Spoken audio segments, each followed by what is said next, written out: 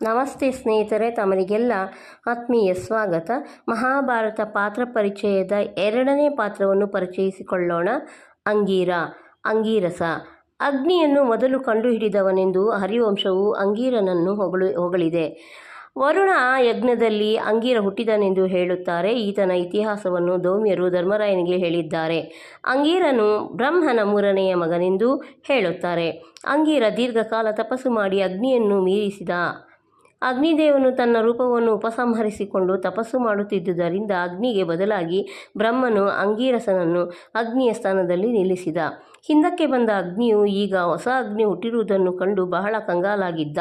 ಆದರೆ ಅಂಗೀರಸನು ಆ ಸ್ಥಾನವನ್ನು ಮತ್ತೆ ಅಗ್ನಿದೇವನಿಗೆ ಸಮರ್ಪಿಸಿ ತಾನು ಅಗ್ನಿಯ ಮಗನಾಗಲೊಪ್ಪಿ ವಿವಾದವನ್ನು ಬಗೆಹರಿಸಿದ. ಈ ಅಂಗೀರಸನ ಹೆಂಡತಿ ಶುಭ. ಇವರ ಮಗನೇ ಬೃಹಸ್ಪತಿ, ಮೊಮ್ಮಗನೇ ಕಚ. ಬೃಹಸ್ಪತಿಯೇ ಅಲ್ಲದೆ ಭಾನುಮತಿ, ರಾಗ, ಸಿನಿಬಾಲಿ ಇವಳು ಪ್ರತ್ಯಕ್ಷ ಅದೃಶ್ಯ ಎರಡೂ ಬಗೆಯಲ್ಲಿರುತ್ತಿದ್ದುದರಿಂದ ಕಪರ್ದಿಸುತೆ ಎಂಬ ಹೆಸರು ಇತ್ತು. ಹವಿಷ್ಮತಿ, ಮಹಿಷ್ಮತಿ, ಮಹಾಮತಿ, ಕುಹು ಮೊದಲಾಗಿ 8 ಹೆಣ್ಣು ಮಕ್ಕಳು ಇದ್ದರು. ಮುಂದೆ ಅಂಗೀರಸನು ತಪಸ್ಸು ಮಾಡಿ ಪಾಂಚಜನ್ಯನೆಂಬ ಮಗನನ್ನು ಪಡೆದನು. ಕರ್ದಮ ಋಷಿಯ ಮಗಳು ಶ್ರದ್ಧೆಯನ್ನು ಈತ ಮದುವೆಯಾಗಿದ್ದ. ತನ್ನ ಅದ್ಭುತ ತಪಶ್ಶಕ್ತಿಯಿಂದ ಅನೇಕ ರಾಜರುಗಳಿಗೆ ಪ್ರಸಿದ್ಧ ಮಕ್ಕಳಾಗುವಂತೆ ವರವನ್ನು ಕೊಡುತ್ತಿದ್ದುದರಿಂದ ಈತನಿಗೆ ಅಂಗೀರ ಎಂಬ ಹೆಸರು ಬಂದಿದೆ ಎಂಬ ಸಂಗತಿ ಆದಿಪರ್ವದಲ್ಲಿ ವರ್ಣಿತವಾಗಿದೆ.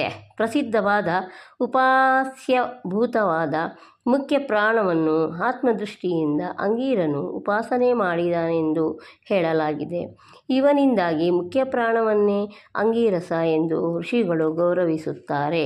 ಎಂಬಲ್ಲಿಗೆ ಅಂಗೀರಸನ ಪಾತ್ರ ಪರಿಚಯ ಮುಗಿಯಿತು.